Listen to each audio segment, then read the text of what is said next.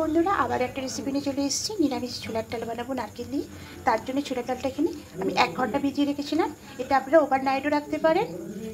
তা এবার প্রথমে এটা খুব ভালো করে ধুয়ে নিয়েছি। দেখুন, ধুয়ে একটা কুকারের মধ্যে দিয়ে দেবো।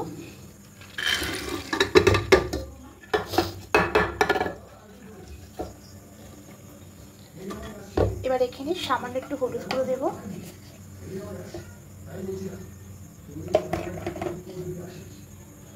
আর সামান্য পরিমাণে একটু লবণ অ্যাড করবো। লবণ আমি পরেও দেবো, তার জন্য একটু অল্প পরিমাণে দিলাম। দিয়ে এবার জল দেবো।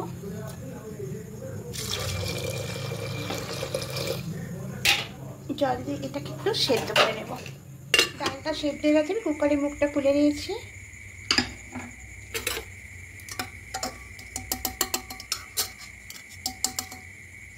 এরকম হবে, আমি একটা ভেঙে দেখাচ্ছি। এরকম হবে। এবার এদিকে দেখবো একটা মশলা পেস্ট করে নেবো। তার আগে এখানে একটা টমেটো গ্রেটারে করে পেস্ট করে নিয়েছি। আর এখানে একটা কিছু মশলা নিয়ে নেবো। 1 চামচ আদা গুঁড়ো নেব, লঙ্কা গুঁড়ো নেব 1/2 চামচ, জিরে গুঁড়ো নেব 1/2 চামচ, হলুদ গুঁড়ো, যেহেতু হলুদ আছে হলুদটা আমি দেবো না। এবার সামান্য একটু জল নিয়ে নেব।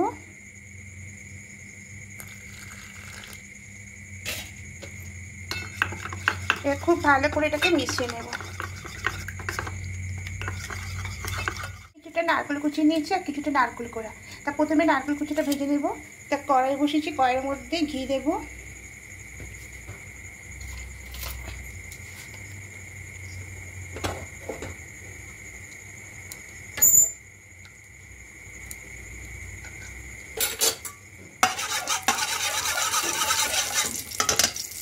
এবার ঘিয়ের মধ্যে নারকেল কুচিটা দিয়ে দেব।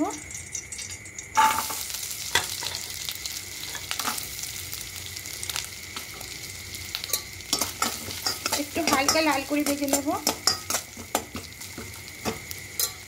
লাল করে ভাজা হয়ে গেছে, এর থেকে বেশি ভাজবো না। এবার এটা তুলে নেব।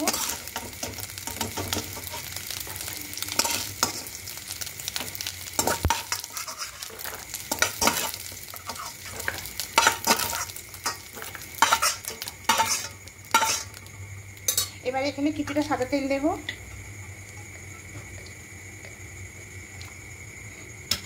এবার ফোড়নে দেব হিং দেব আর গোটা জিরে, 2টো শুকনো লঙ্কা ফোড়ন দেব। দিয়ে হালকা করে একটু ভেজে নেব। এখানে টমেটো পেস্টটা দিয়ে দেব।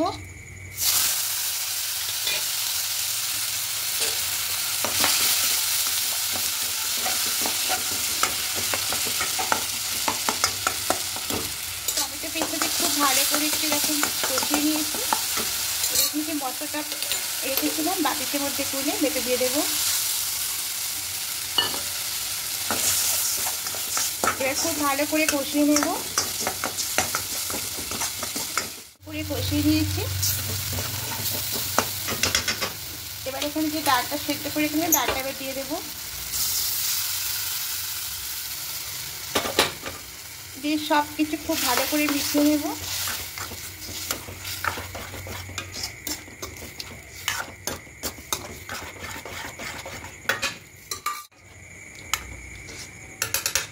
এবার এখানে পরিমাণ মতো লবণটা অ্যাড করব।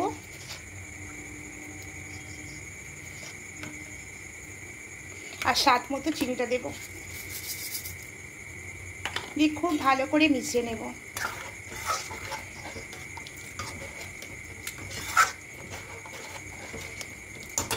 এবার একটু ফুটতে দেব। শুরু করে দিয়েছে দেখুন। এবার এখানে নারকেল ভাজা আর নারকেল কোড়াটা দিয়ে দেব। দিয়ে খুব ভালো করে মিশিয়ে নেব।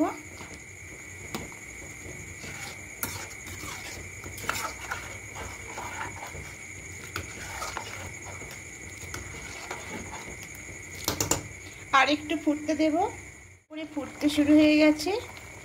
এবার নামানোর আগে এখানে গরম মশলা পাউডার দেব আর কিছুটা ভাজা মশলা দেব। খুব ভালো করে মিশিয়ে নেব।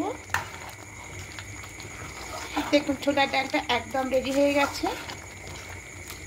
এবার গ্যাসটা অফ করে দেব। ছোলার ডালটা দেখুন, নিরামিষ ছোলার ডালটা একদম রেডি হয়ে গেছে। তাই নারকেল দিয়ে বানালে খুবই সুন্দর খেতে লাগে। তা যদি বন্ধুরা আমার রেসিপিগুলো আপনাদের ভালো লেগে থাকে অবশ্যই কমেন্টে জানাবেন। আর নতুন বন্ধুর কাছে অনুরোধ করে সাবস্ক্রাইব করে পাশে থাকার জন্য।